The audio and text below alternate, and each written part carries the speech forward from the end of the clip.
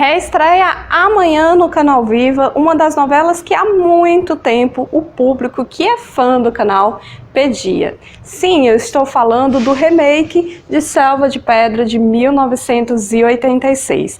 Então, como já é de praxe, né, toda vez que uma novela vai ganhar uma reprise, a gente sempre faz aquela homenagem aqui no nosso quadro Vale a Pena Recordar. Então a gente vai relembrar a trama de Selva de Pedra e também conhecer os bastidores que a marcaram.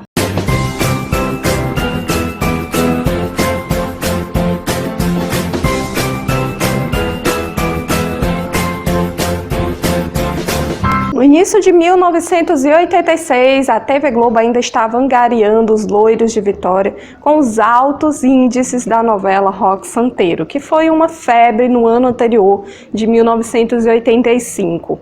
Mas aí a novela estava chegando ao fim e a Globo tinha que fazer alguma coisa, né? Então eles pensaram bastante, cogitaram em muita coisa, até que eles pensaram que fazer um remake de Selva de Pedra, que tinha sido um dos maiores sucessos do canal lá na década de 70 e também é uma das novelas de maior sucesso da autora Janete Claire, poderia ser uma boa ideia. E aí foi isso que eles resolveram fazer.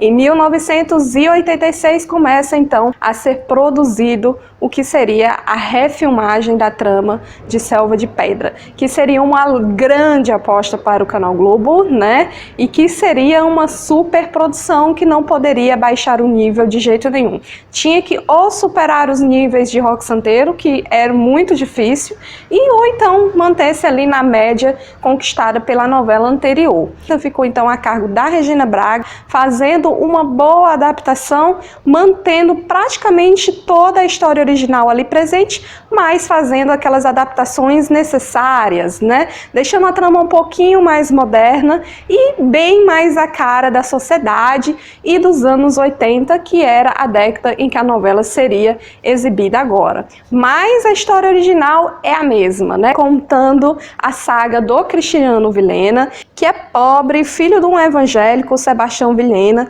e no meio, logo no início da trama, ele acaba se envolvendo numa briga com o Gastão Neves, que é um cara super chato, que vive provocando ele, e o Gastão acaba morrendo no ocorrido. Todo mundo pensa que quem matou o Gastão foi o Cristiano, né? Mas a briga tem uma testemunha, que é a artista plástica Simone Marques. A Simone, ela sabe da inocência do Cristiano e acaba o acobertando, né? E o defendendo dessas acusações. E nesse meio tempo, eles dois acabam se envolvendo amorosamente. Mas o Cristiano, ele está decidido mudar de vida, então ele se muda para o Rio de Janeiro para trabalhar com o tio dele, né? O Aristide Vilhena, que é um super ricaço. Mas ele chegando lá na Selva de Pedra, ele acaba conhecendo o Miro, que é um super mau caráter, e acaba conduzindo ele para o caminho do mal e ensinando ele a ascender rapidamente na vida, nem que isso que ele tenha que deixar de lado os seus bons valores, né? E também o amor dele pela Simone, para se envolver com a doida da Fernanda, que lhe proporcionaria a chance de ser um dos grandes acionistas do estaleiro do tio dele. A segunda versão de Selva de Pedra foi a 35ª novela das 8. Ela foi ao ar em 160 capítulos entre fevereiro a novembro de 1986. Ela passou por 3 excelentes diretores, que incluiu Walter Avancini, o Daniel Filho e finalmente o Denis Carvalho. Essa, por mais incrível que pareça, será a primeira vez que a novela vai ser reprisada.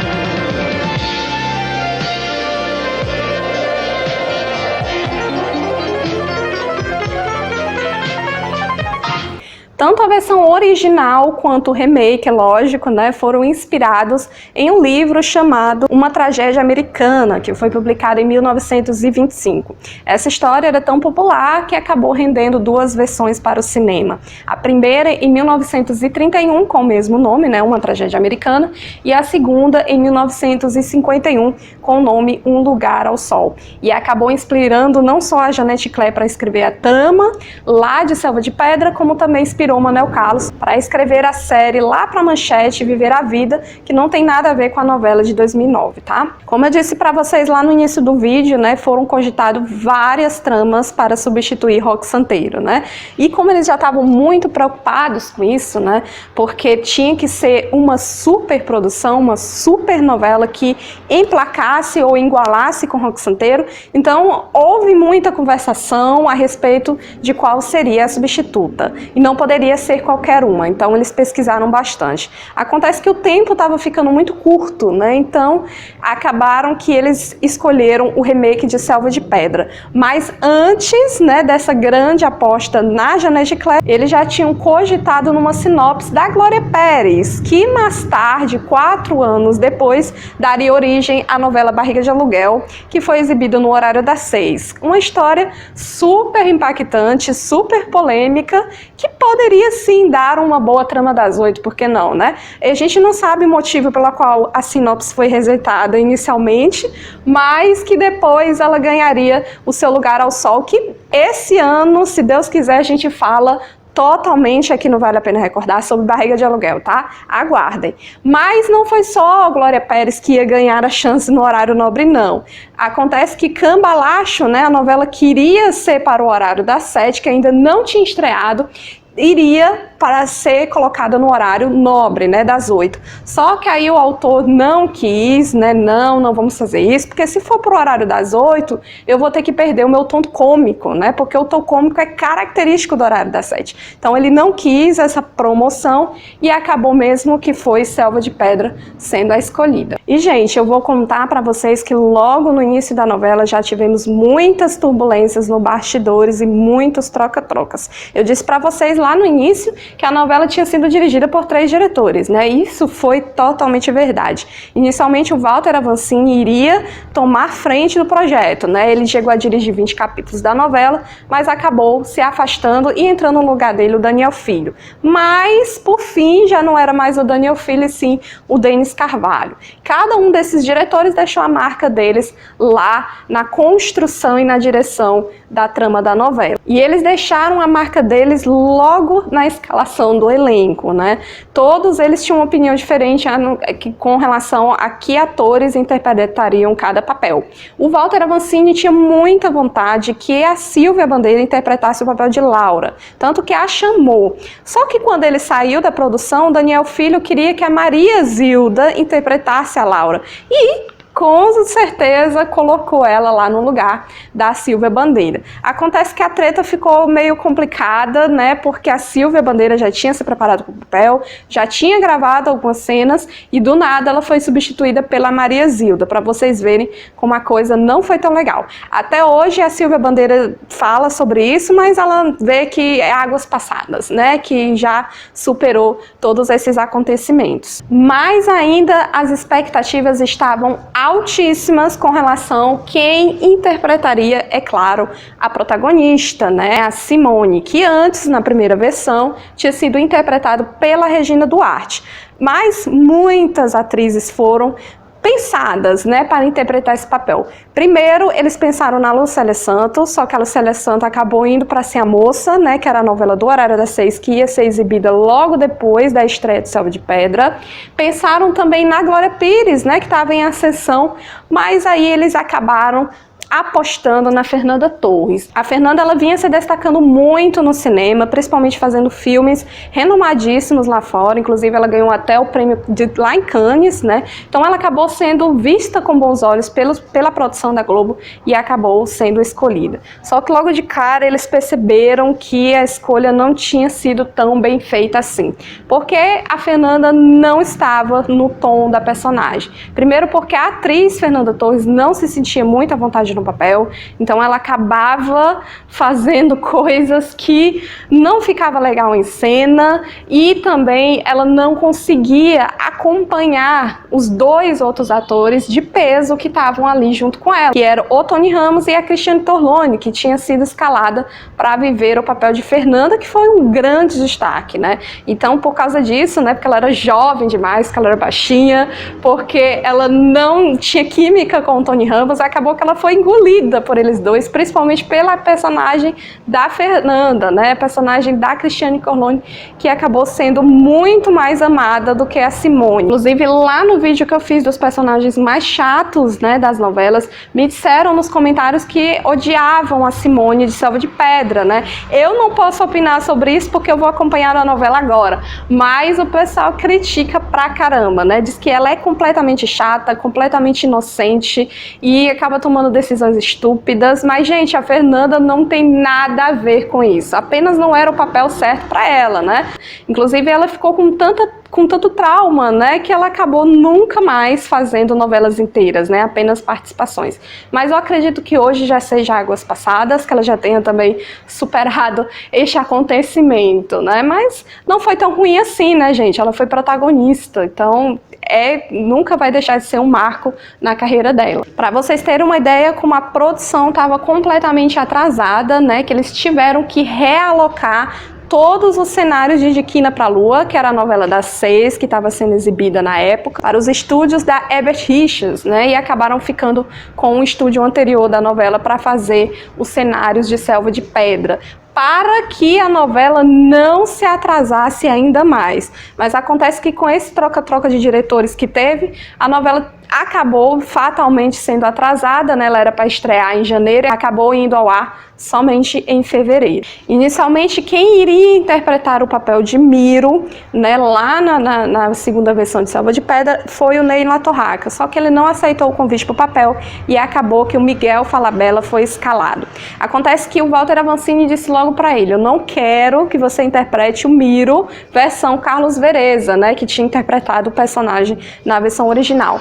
Eu quero algo mais moderno, mais solto, e que ele tinha a cara, né, do que ele queria, né? Então ele apostou nesse lado mais carioca do Miguel Falabella, mas também esse lado mais jovem, mais moderno. E o Miguel Falabella acabou dizendo que também gostou, né, desse novo jeito do personagem e que interpretou o Miro, né, de uma maneira mais alegre, mais solta. Inclusive o Miro foi muito amado, principalmente pelo público jovem, né, porque ele tinha um tal do bordão nhenhé, todo mundo gostava e foi uma paixão total, né? Uma combinação certa entre ator e personagem. Aí sim nós tivemos um grande acerto. O Walter Avancini logo de cara decidiu que essa versão de Selva de Pedra traria algumas mudanças que já estavam presentes ali na década de 80.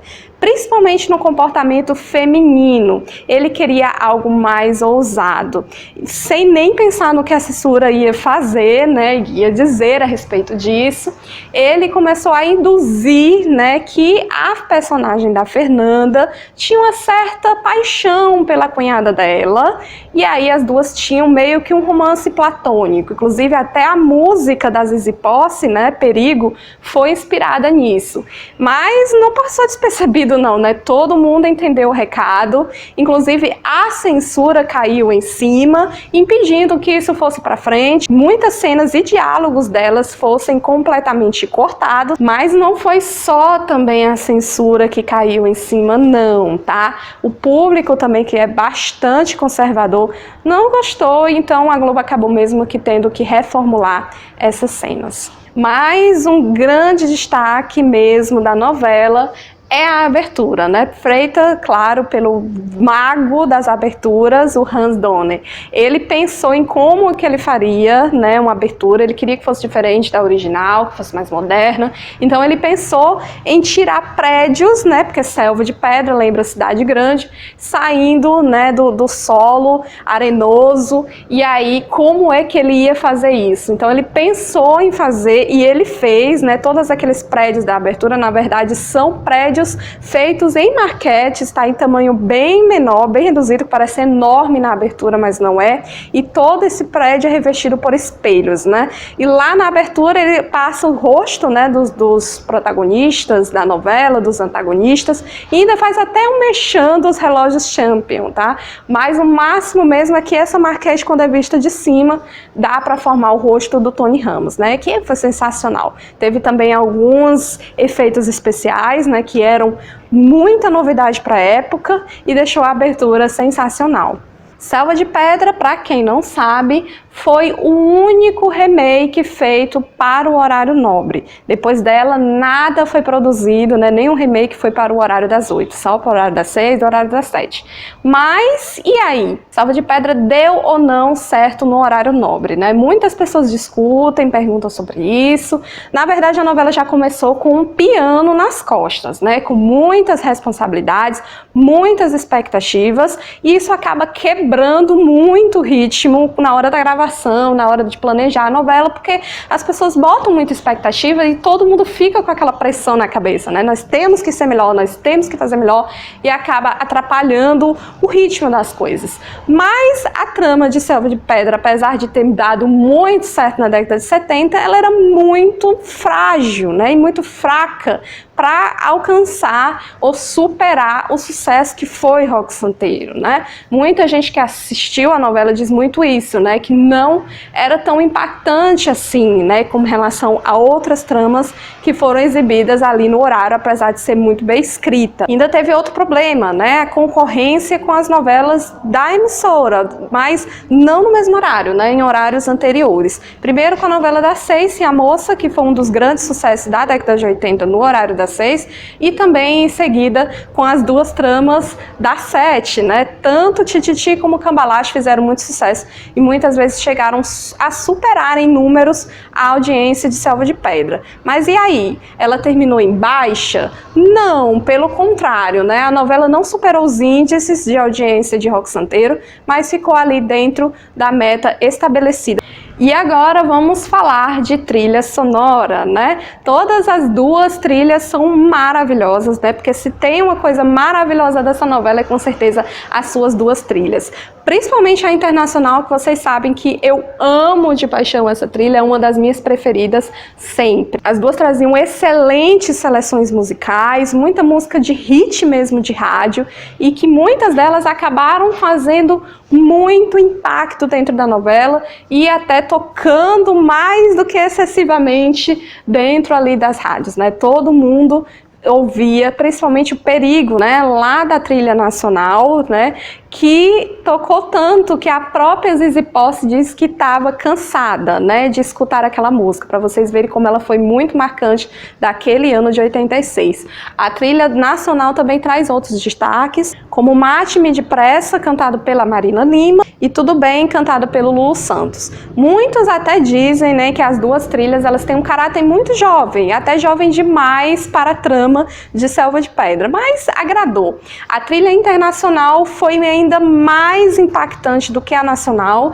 Eu tenho ela bem aqui, eu já disse para vocês, é uma das minhas preferidas e é uma das preferidas de muita gente porque só traz hits mesmo da década de 80. Para vocês terem uma ideia, ela vendeu quase 1 milhão de cópias e ela é a 6ª trilha mais bem vendida de todos os tempos. O maior destaque dessa trilha aqui é com certeza o Yes, que foi uma música que só fez sucesso basicamente aqui no Brasil por causa da novela e que lá no país de origem não fez tanto sucesso assim. O Timor, que é o cantor da música, acabou ganhando muito com isso, porque ele fez vários shows aqui no Brasil, né, e todo mundo ouvia esse hit na época. Mas não é somente o Yes que é destaque aqui dessa trilha. Praticamente todas as músicas valem muito a pena escutar, tá? Se você tiver um tempinho, para escutar a trilha internacional de Selva de Pedra, porque é incrível, mas é porque só tem mesmo músicas boas. Eu vou destacar algumas que eu adoro, que é a You'll Never Be, que é a música que abre a trilha sonora, mas temos também Sweet Tabu, da Xadê. Xadê estava em todas as trilhas naquela época. Nikita, do Elton John, que também era hit naquela época. E claro, o Rock and Roll e Lullaby, que foi hit da trilha original, né, lá da década de 70. O tema do casal principal, apesar de não ser uma música romântica, tá, mas que com certeza embalou e marcou a novela Selva de Pedra. Tanto, gente, que uma outra curiosidade para vocês, né, outra música foi gravada e foi pensada para ser o tema de abertura da versão de 86 de Selva de Pedra. Tocou apenas no primeiro capítulo,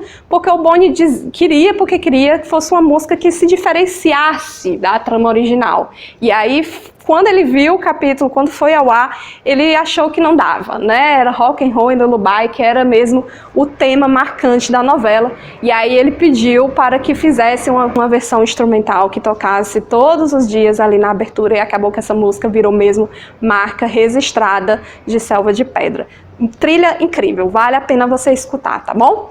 E a gente vai terminando por aqui, né? Vocês vão me contar agora se vocês assistiram Selva de Pedra em 1986. Não vou nem perguntar se vocês assistiram reprise, porque nunca houve, né? Mas eu vou perguntar se você vai assistir agora no canal Viva, se você ficou feliz com essa escolha, se você era uma das pessoas que pedia lá todo dia, bora Viva!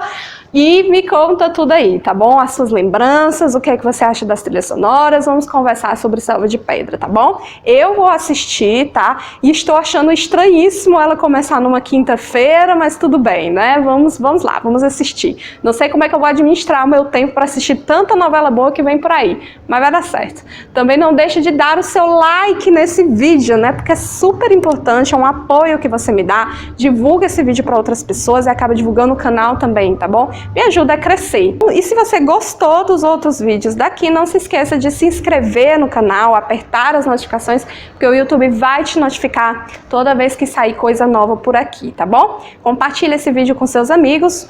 Beijão, até a próxima. Tchau!